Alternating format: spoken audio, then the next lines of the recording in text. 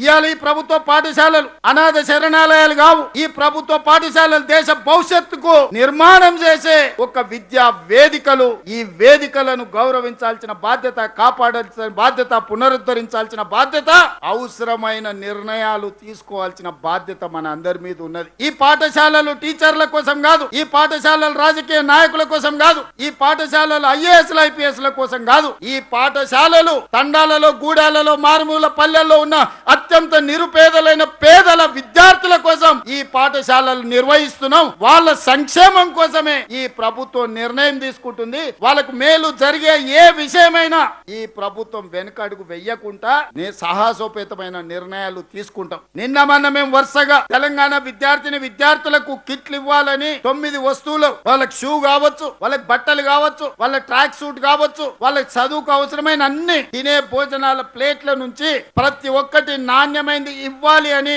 నేనే స్వయంగా నాణ్యతను పరిశీలించిన. ప్రతి ఒక్కరికి చేరాలనేది నా ఉద్దేశం. వాళ్ళకు పాఠ్య పుస్తకాలతో పాటు నోట్ పుస్తకాలు, వాళ్ళు చేసుకోవాల్సిన హోంవర్క్ సంబంధించిన నోట్ బుక్స్ నుంచి ప్రతిదీ సరైన సమయంలో చేరాలి. మీ పిల్లలకు కిట్టు రాకపోయినా, వచ్చిన కిట్టులో నాణ్యత లేకపోయినా, ఎందులోనే లోపం ఉంటే తక్షణమే నా దృష్టికి తీసుకురండి. ఆ లోకల్ గుండె ఎమ్మెల్యే గాని, ఇన్ఛార్జ్ మంత్రులకు గాని మీరు చెప్పండి. ఎవరైనా నాణ్యత లేని వస్తువులను సరఫరా చేస్తే ఆ కంపెనీని బ్లాక్ లిస్ట్ చేయడమే కాకుండా క్రిమినల్ కేసులు పెట్టి జైల్లో తోసే బాధ్యత నేను తీసుకుంటా. విద్యార్థులకు నాణ్యమైన వస్తువులను అందించాల్సిన బాధ్యత ఈ రోజు మన అందరి మీద ఉన్నది. అందుకే మిత్రులారా, ఈ రిఫార్మ్స్ తెచ్చే క్రమంలో కొన్ని ఒడిదుడుకులు, కొన్ని అడ్డంకులు వస్తాయి. వాటిని అధిగమించాల్సిన బాధ్యత మన మీద ఉన్నది. ఇవాళ మనం అమలు చేస్తున్న పథకాలు వినియోగదారులకు సంక్షేమం చేరాల్సిన వాళ్ళ కోసం, వివిధ సంస్థలకు వ్యాపారం ఇవ్వడానికి కాదు. ఈ రోజు ఆ పేద పిల్లల కోసం తీసుకుంటున్న నిర్ణయాలు వాళ్లకు ప్రయోజనం చేకూరే విధంగా ఈ రోజు ఉండాలన్నదే మా ఆలోచన. केटीआर ने मरकजी वजीर ममलिकत दाखिला बंडी संजय के बेटे पर दर्ज पोक्सो केस को लेकर बीजेपी और कांग्रेस दोनों को शदीद तनकीद का निशाना बनाया। केटीआर ने सोशल मीडिया प्लेटफॉर्म एक्स पर तंज़िया अंदाज में कहा कि बीजेपी का नारा बेटी पढ़ाओ बेटी बचाओ अब बदल कर बेटा भगाओ बेटा बचाओ बन गया है। उन्होंने सवाल किया कि मुल्क की तारीख में पहली बार किसी मरकज़ी वज़ीर दाखिला के बेटे के मफरूर होने की नौबत आई है। उन्होंने कांग्रेस हुकूमत पर भी कार्रवाई में ताख़ीर का इल्ज़ाम लगाया और कहा कि कुछ तेलुगु मीडिया इदारे इस मामले को नज़रअंदाज कर रहे हैं। केटीआर ने कहा कि सोशल मीडिया आज रिवायती मीडिया से ज़्यादा ताकतवर बन चुका है। तेलंगाना के वज़ीर हाउसिंग पोंगुलेटी श्रीनिवास रेड्डी ने ऐलान किया कि इंदिरम्मा हाउसिंग स्कीम के दूसरे मरहले का आगाज़ 2 जून को रियासती यौम तासीस के मौके पर आदिलाबाद में किया जाएगा। उन्होंने कहा कि गरीब आवाम को रोज़गार के मसाइल से बचाने के लिए इंदिरम्मा मकानात उनके मौजूदा रिहायशी इलाकों से 5 से 8 किलोमीटर के दायरे में तामीर किए जाएंगे। वज़ीर ने कहा कि हैदराबाद हुदूद में घर की जगह रखने वाले मुस्तहिक़ीन को इस माह के अख्ताम तक इंदिरम्मा मकानात की मंजूरी के खतूत दिए जाएंगे। उन्होंने सरकारी अराजी पर कब्ज़ों के खिलाफ सख्त कार्रवाई का इंतबाह देते हुए कहा कि 1 इंच ज़मीन पर भी नाजायज़ कब्ज़ा बर्दाश्त नहीं किया जाएगा। नीट यूजी 2026 के सवालिया पर्चे के मुबैना लीक मामले पर मुल्क भर में हंगामा मच गया है। तनाज़े के बाद नेशनल टेस्टिंग एजेंसी ने 3 मई को मुनाक़िद नीट इम्तिहान मनसूख करते हुए कहा कि जल्द नई तारीख़ों का ऐलान किया जाएगा। एजेंसी के मुताबिक तलबा को दोबारा रजिस्ट्रेशन या फ़ीस अदा करने की ज़रूरत नहीं होगी। दूसरी जानिब तहक़ीक़ात में इंकशाफ हुआ है कि इम्तिहान से कबल व्हाट्सएप पर सवालात गश्त कर रहे थे, जिनमें कई सवालात असल पेपर से मुमासिलत रखते थे। पुलिस के मुताबिक ये सवालात लाखों रुपए में फ़रोख्त किए गए, जबकि मामले की तहक़ीक़ात CBI के सुपुर्द कर दी गई है और कई मुश्तबा अफराद को गिरफ़्तार किया जा चुका है। नीलोफर अस्पताल में आलमी यौम नर्सेस तक़रीब जोश खरोश के साथ मनाई गई, जिसमें हैदराबाद इंचार्ज वज़ीर पुन्नम प्रभाकर बतौर मेहमान ख़ुसूसी शरीक हुए। तक़रीब में राज्यसभा के रुकन अनिल कुमार यादव, अस्पताल के superintendent doctor Vijay Kumar, nurses और दीगर ओहदेदारान ने शिरकत की। इस मौके पर वज़ीर पुन्नम प्रभाकर ने नर्सेस की खिदमत को सराहते हुए इन्हें तहनीत पेश की। उन्होंने कहा कि नर्सें खिदमत इंसानियत पर मबनी अजीम पेशा है और मरीज़ों की सेहतियाबी में नर्सेस का किरदार नहायत अहम होता है। उन्होंने कोरोना वबा के दौरान नर्सेस की बेलोस खिदमत को नाकाबिल फरामोश करार दिया। ప్రపంచ నర్సుల దినోత్సవ శుభాకాంక్షలు। 1820లో మరి ఫ్లోరెన్స్ నైటింగేల్ గారి జన్మదినాన్ని మనం అంతా కూడా ప్రపంచమంతా నర్సుల దినోత్సవంగా జరుపుకుంటా ఉన్నాం। ఈ సందర్భంలో మీ అందరితో కలిసి ఈ వేడుక నిర్వహించుకోవడం ద్వారా, మిమ్మల్ని సన్మానించుకోవడం ద్వారా ఈ వృత్తిలో ఏ విధమైనటువంటి గౌరవంతో మీరు అనుభూతి పొందేటువంటి ఉద్దేశంతో మేము ఇక్కడికి అందరూ కూడా రావడం జరిగింది। ఇది ఒక పవిత్రమైనటువంటి సేవ। ఈ సేవ ద్వారా అనేక మంది, వందల వేల మందికి మీ యొక్క ఉద్యోగ కాల పరిమితి లోపల సర్వీస్ చేసే అవకాశం ఉంటుంది। తప్పకుండా ఏ విశ్వాసంతో అయితే మీరు రోగికి సంబంధించి ఎటువంటి ఎంత ఇబ్బంది ఉన్నా, రోగికి ఎటువంటి వ్యాధి ఉన్నా మీరు చేసేటువంటి సర్వీస్ చూస్తే తప్పకుండా ఎవరైనా మీ సర్వీస్ ని అప్రిషియేట్ చేయాల్సిందే. ఈ సందర్భంలో మీ అందరికీ కూడా హృదయపూర్వకంగా ప్రభుత్వం తెలంగాణ పక్షాన మీ అందరికీ అభినందనలు తెలియజేస్తా ఉన్నాను. ఈ రోజు ముఖ్యంగా ఈ హాస్పిటల్ ఒక ఎగ్జాంపుల్ ఉదాహరణ తీసుకుంటే చిన్న పిల్లలకు సంబంధించి దాదాపు రోజుగా 1500 నుంచి 2000 మంది ఇన్పేషెంట్ వస్తూ ఉంటారు. దాని తర్వాత 1300 నుంచి 1500 దాకా ఇన్పేషెంట్స్ బెడ్స్ ఉన్నాయి. ఇన్ఫ్రాస్ట్రక్చర్ ఉంది, ఇంకా ప్లేస్ కొంత సరిపోవడం లేదు కావచ్చు. ఇది ఎప్పుడో ఎస్టాబ్లిష్ అయినటువంటి హాస్పిటల్. ఇంకా దీని తర్వాత 100 హాస్పిటల్ వచ్చినా ఇలా నీలోఫర్ ఇస్ నీలోఫర్. కాబట్టి ఇందులో పనిచేస్తున్న అందరినీ సూపరింటెండెంట్ గారికి మొదలుపెట్టుకుంటే కింది క్షేత్రస్థాయి దాకా అభినందిస్తా ఉన్నా. ఇందుకు సంబంధించి ఇప్పుడే గౌరవ పార్లమెంట్ సభ్యులు చెప్పినట్టుగా ఒక 2D ఎకో సెంటర్ ఇచ్చినారు. ఇప్పుడే నాకు సూపరింటెండెంట్ గారు చెప్పినారు ఒక MRI మేము ఇలా MNJ పంపాల్సి వస్తుంది. నేను కరెక్ట్ గానే ఏదైనా అవైలబుల్ ఫండ్స్ ఒక ప్రపోజల్ రాయండి మీరు మెడికల్ సెక్రటరీ. నేను కూడా ఇప్పుడే క్రిస్టియానా గారికి మాట్లాడాను. క్రిస్టియానా మేడం కు సంబంధించి విషయాన్ని నోటీసులో తీసుకువెళ్లాను. తప్పకుండా దాన్ని కూడా తీసుకొచ్చే ప్రయత్నం చేస్తాం. ఈ సందర్భంలో ఒకటే మాట, నర్సులకు సంబంధించి డాక్టర్ గా మరి ట్రీట్మెంట్ చేస్తుండొచ్చు. డాక్టర్ ఆ యొక్క వ్యాధిని డయాగ్నోజ్ చేసి మెడిసిన్ ఇస్తారు కావచ్చు, కానీ అది మెడిసిన్ ఇంటర్నల్ గా పనిచేస్తుంది, మనకు బయటికి విజిబుల్ కాదు. కానీ నర్సు సర్వీస్ అనేటువంటి విజిబుల్. ఆ పేషెంట్ యొక్క మనం మీరు యాక్సెప్ట్ చేసినా చేయకపోయినా మున్నాబాయి MBBS సినిమా లాగా అంటే ట్రీట్మెంట్ ఒకవైపు 50% అంటే 50% సర్వీస్ మీద తప్పకుండా పేషెంట్ రికవర్ అవుతారు. That is my believe. నాకు పూర్తి విశ్వాసం ఉంది. ఎందుకంటే డాక్టర్ చదువుకుంటేనే రోగ నివారణ అవుతుందనే కాదు, ఇలా నర్సులుగా మీరు పేషెంట్స్ చేస్తున్న సర్వీస్. నేను ఒక్కొక్క పేషెంట్ చూస్తూ ఉంటే హాస్పిటల్కి వస్తే మనం దూరం చూసి ముక్కు పట్టుకొని వెళ్ళిపోయేటువంటి పరిస్థితి. Not criticizing anybody, but atmosphere, అటువంటి అట్మాస్ఫియర్ లో కూడా మీరు పేషెంట్ సర్వీస్ చేస్తూ ఉంటారు. ప్రాణం పోతుంటే కూడా ప్రాణం దక్కేయాలని ప్రయత్నం చేసేటువంటి ప్రయత్నం జరుగుతుంటది. మీరు ఇబ్బంది పడుతున్నా, ఎంత అక్కడ తీవ్రమైన అనేక ఒత్తిళ్లు ఉన్నా పేషెంట్ కు సమయాలకు సంబంధించి ఎటువంటి స్వార్థం లేకుండా పనిచేసేటువంటి వ్యవస్థలో ఉన్న మీ అందరూ కూడా హృదయపూర్వకంగా మనసు నిండా మీ అందరికీ అభినందన తెలియజేస్తా ఉన్నా.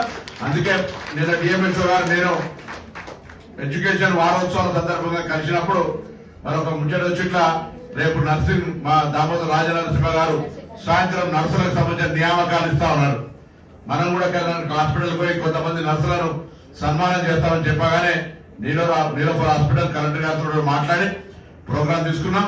నేను మరొకసారి హృదయపూర్వకంగా మీ అందరికీ మనస్ఫూర్తిగా అభినందన తెలియజేస్తా ఉన్నా. ఈరోజు ప్రపంచ నర్సుల దినోత్సవం సందర్భంగా మీ అందరూ కూడా మంచి సర్వీస్ ఇవ్వడం ద్వారా పేద ప్రజలకు పెన్నిది, పేద ప్రజలకు అడ్రస్ అయిన ముఖ్యంగా ఆసుపత్రుల వాళ్ళ ట్రీట్మెంట్ కు సంబంధించినటువంటి విషయంలో మరింతగా ఇంకా సర్వీస్ ఓరియంటేషన్ తో చేయాలని ఆకాంక్షిస్తూ మీ అందరికీ ప్రపంచ నర్సుల దినోత్సవ శుభాకాంక్షలు తెలియజేస్తూ ధన్యవాదాలు తెలియజేస్తాను.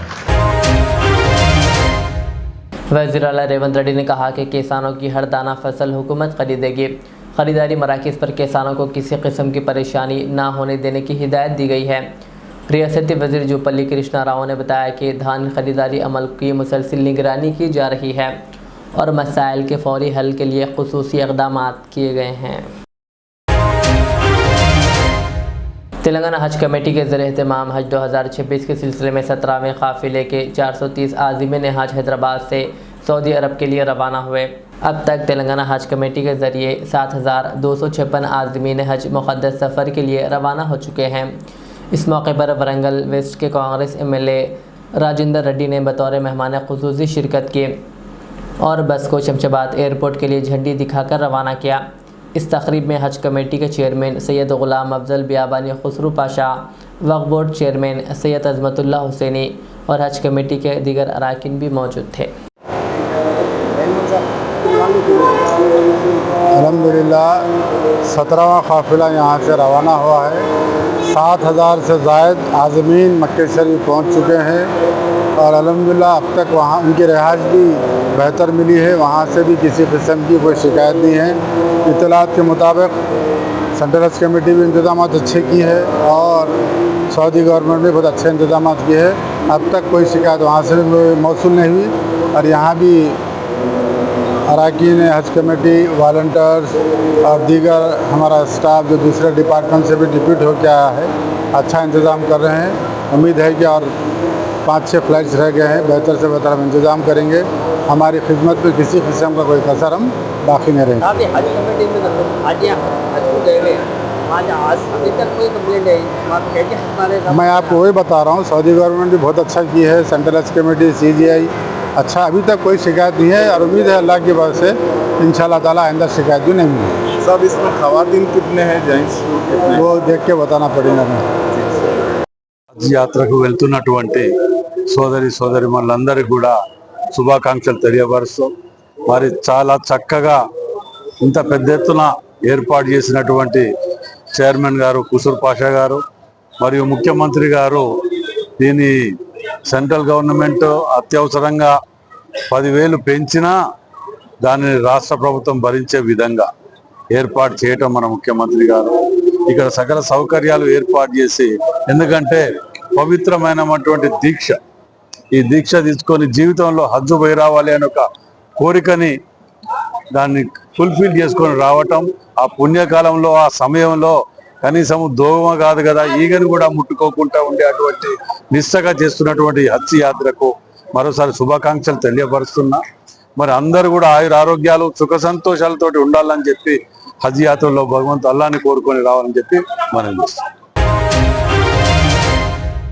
Mohammad Mubeen Ahmed lecturer junior college Zaheerabad की इत्तला के मुताबिक इनके छोटे भाई मुफ्ती मोहम्मद सिराज अहमद खासमी, इमाम व खतीब मस्जिद अब्दुल हकीम जमाली का अक़द मसूद 8 मई 2026 बरोज़ जुमा बवक्त सुबह 10 बजे मस्जिद फ़िरदौस शांति नगर में मुनक़िद हुआ और ज़ियाफ़त Asian garden function hall Zaheerabad में की गई, जबकि वलीमे की तकरीब 9 मई 2026 बरोज़ हफ्ता बाद नमाज इशा मिलन पैलेस जहीराबाद में मुनक़िद की गई, जिसमें मौजूद मेहमानान दोस्त अहबाब की कसीर तादाद ने शिरकत की, मसरत और खुशी व शादमानी का इजहार किया और तमाम ने दुआओं से नवाजा। जहीराबाद BRS MLA के मानिक राव ने मरकज़ी वज़ीर ममलिकत दाखिला बंडी संजय के बेटे को फौरी गिरफ़्तार करने का मुतालबा करते हुए मुतासरा ख़ानदान को इंसाफ फराहम करने की अपील की। जहीराबाद MLA ऑफिस में प्रेस कॉन्फ्रेंस से खिताब करते हुए के मानिक राव ने मुतालबा किया कि मरकज़ी वज़ीर के बेटे को फौरी गिरफ़्तार किया जाए और मुतासर लड़की और इनके वालदा को मुकम्मल तहफ़्फ़ुज़ फराहम किया जाए। उन्होंने कहा कि इस केस में इंसाफ उसी वक्त मुमकिन है जब मरकज़ी वज़ीर बंडी संजय को ओहदे से बरतरफ़ किया जाए और मुतासरा ख़ानदान को इंसाफ दिया जाए। రాష్ట్రంలో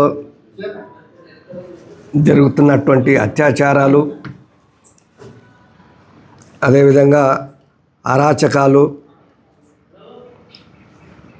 ప్రజాపాలన వదిలేసి మీ అందరికీ తెలుసు ఏ రకంగా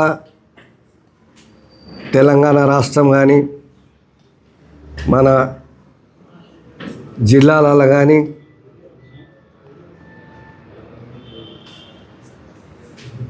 పోలీస్ డిపార్ట్మెంట్ చేస్తున్న వైఖరి మీ అందరికీ తెలుసు. మరి ముఖ్యంగా ఈరోజు బండి సంజయ్ తనయుడు బండి సాయి భగీరథ్ ఒక మైనర్ అమ్మాయిని అన్ని విధాలుగా అత్యాచారం చేసి ఆ అమ్మాయిని హింసపెట్టి ఒక ఇబ్బంది పెట్టి వారి యొక్క తల్లిదండ్రులు పోలీస్ స్టేషన్లో, అమ్మాయి తల్లిదండ్రులు పోలీస్ స్టేషన్లో అప్లికేషన్ ఇస్తే ఇంతవరకు అది ఎక్కడున్న అప్లికేషన్ అక్కడే ఉన్నది.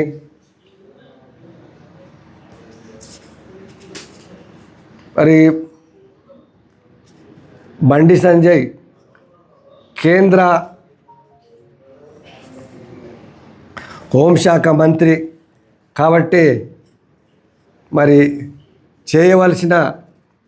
కేసు చేయవలసిన ప్రభుత్వం, కేసు డిపార్ట్మెంట్ చేయలేక ఆయనని రక్షించడానికి మరి వెనుకాడుతూ ఉన్నది. మరి ఈరోజు ఆయన ఎవరైతే సాయి భగీరథ్ కూడా పారిపోయే పరిస్థితి ఉంది. కాబట్టి ప్రభుత్వం ఎయిర్పోర్ట్స్ కానీ మరి నౌకాశ్రయం కానీ ఇతర ఎటువంటి అయినా కూడా గతంలో మరి అటువంటి అక్కడ నిఘా వేసి అబ్బాయిని పట్టుకొని తప్పకుండా ఆయనకు పోక్సో కేసు పెట్టి రిమాండ్ చేసి జైలుకు పంపించాలని మా ప్రభుత్వం తరపున నేను ఇప్పుడున్న కాంగ్రెస్ ప్రభుత్వాన్ని కూడా డిమాండ్ చేస్తూ ఉన్నాను. మొన్నటి రోజు గౌరవనీయులు ప్రధానమంత్రి వచ్చిన రోజు స్టేజ్ మీద ఉన్న కేంద్ర హోంశాఖ మంత్రి, అదేవిధంగా తెలంగాణ రాష్ట్ర సీఎం ప్రజలను గురించి కాపాడవలసిన మనుషులు కాపాడకుండా వాళ్ళు స్టేజ్ మీదనే ఇద్దరు కలిసి పక్కపక్క నవ్వుకుంటూ ఉన్నారు. అంటే దానికి ఏనికి సంగీతం? కాబట్టి మీ ద్వారా నేను కోరేది ఏంటంటే, గతంలో ఎన్నో కేసులు పోక్సో కేసులు దొరికినాయి. ఆ చేసిన దాన్ని పోలీస్ డిపార్ట్మెంటు వాటిని ఇమ్మీడియట్గా కేసు రిజిస్టర్ చేసి రిమాండ్ చేసి జైల్లో వేసిన పరిస్థితులు కాబట్టి. ఇంకొక విషయంలో ఒక లారీ డ్రైవర్ ఒక అమ్మాయిని ఈ రకంగా మరి అరాచకం చేస్తే మరి ఈ రకంగా ఆ రోజులలో ఆయనని ఇదే పోలీస్ డిపార్ట్మెంట్ షూట్ చేసి చంపేయడం జరిగింది. మరి ఈరోజు ఏమైంది డిపార్ట్మెంట్కి? ఆయనను రక్షించడానికి కేంద్ర మంత్రిగా ఉన్నాడు కాబట్టి ఆయనను రక్షించడానికి తెలంగాణ ప్రభుత్వం కానీ పోలీస్ డిపార్ట్మెంట్ కానీ ఆయనని మరి దాచిపెట్టే ప్రయత్నం చేస్తూ ఉన్నది. కాబట్టి అదేవిధంగా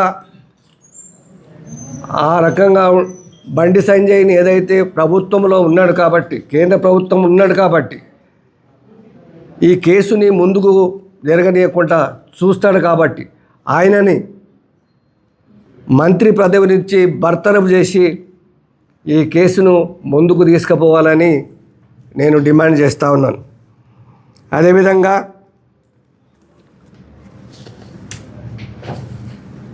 బాధితురాలికి రక్షణ కల్పించి ఆమెకి ఆమె తల్లిదండ్రులకి రక్షణ ఇచ్చి ఆమెకి అన్ని విధాలుగా ప్రభుత్వం తోడుగా ఉండాలని, న్యాయం జరిగించాలని నేను ప్రభుత్వాన్ని కోరుతా ఉన్నాను. పేదవాళ్ళకు ఒక న్యాయం, హోంశాఖ మంత్రులకు ఒక న్యాయమా? చేసిన తప్పు ఏదైనా ఒకటే కదా, దాన్ని తప్పుగా ఎందుకు భావించట్లేదు? ఏదో నామకే వస్తే ఏదో కేసు పెట్టేసి పోక్సో కేసు పెట్టి ఇప్పటివరగా ఆయనను అరెస్ట్ చేయలేదు, నా రిమాండ్ చేయలేదు. కాబట్టి ప్రభుత్వాన్ని, తెలంగాణ ప్రభుత్వాన్ని కోరుతా ఉన్నాను, ప్రజాపాలన అని చెప్పి మరి ఈ రకంగా ప్రజలను రక్షించే మీరే పట్టించుకోకపోతే ఈ దేశంలో, ఈ తెలంగాణ రాష్ట్రంలో ఎవరు పట్టించుకుంటారు? కాబట్టి మీరు ఇటువంటి కేసులు జరగకుండా దానికి ఇటువంటి వాళ్ళని హోంశాఖ మంత్రి బర్తరఫ్ చేసి ఇటువంటి వాళ్ళకి తగిన శిక్ష వేయాలని డిమాండ్ చేస్తూ ఉన్నాం. ఇతర దేశాలలో ఇటువంటి కేసులు చేస్తే ఇమీడియట్గా షూట్ చేయడమో లేదా ఉరిదీయడమో జరుగుతుంది. ఎందుకు మన దేశంలో మరి ఈ రకంగా తారతమ్యం చేస్తూ ఉన్నారు అంటే మంత్రి కాబట్టి ఈయనని వెనకేసుకొస్తున్నారు కాబట్టి మరి ఖచ్చితంగా మా ప్రభుత్వం ద్వారా మేము ఏదైతే ప్రభుత్వం చేస్తున్నటువంటి ఈ క్రియని ఏదైతే ఈ యొక్క ప్రజలకు ఆ అమ్మాయికి న్యాయం జరిగేటట్లు ఇమీడియట్గా కేంద్రానికి హోంశాఖ మంత్రిని సహాయ హోంశాఖ మంత్రిని వర్తనం చేసి అమ్మాయికి న్యాయం జరిగేలా చూడాలని మేము డిమాండ్ చేస్తా ఉన్నాం. आखिर में सुर्खियां और एक बार। तेलंगाना के गवर्नर जिष्णुदेव वर्मा ने चंचलगुड़ा में जेल म्यूजियम और feel the jail experience jail अनुभवम प्रोग्राम का किया इफ्तिताह। रियासत भर में धान और मकई की खरीदारी को मिशन मोड में मुकम्मल किया जाए, जिला कलेक्टर्स को वजीर आला रेवंत रेड्डी की हिदायत। बंडी संजय के बेटे भगीरथ ने तेलंगाना हाईकोर्ट में पेशगी जमानत की दरख्वास्त कर दी दायर, 14 मई को होगी समाप्त। सरकारी असातिज़ा से रोज़ाना 1 घंटा इजाफी काम करने की अपील करते हुए वज़ीर आला रेवंत रेड्डी ने कहा, टीचर की मुलाजिमत सिर्फ नौकरी नहीं बल्कि एक बड़ी जिम्मेदारी है। बीजेपी पर केटीआर का तंज, कहा बीजेपी का नारा बेटी पढ़ाओ बेटी बचाओ अब बदलकर बेटा भगाओ बेटा बचाओ बन गया है। वजीर पोंगुलेटी श्रीनिवास रेड्डी ने ऐलान किया कि इंदिरम्मा हाउसिंग स्कीम के दूसरे मरहले का आगाज़ 2 जून से किया जाएगा। नीट यूजी 2026 के सवालिया पर्चे के मुबैना लीक मामले पर मुल्क भर में हंगामा, इम्तिहान मनसूख। नीलोफर अस्पताल में आलमी योम नर्सेस तकरीब जोशो खरोश के साथ मनाई गई, वजीर पूनम प्रभाकर की शिरकत।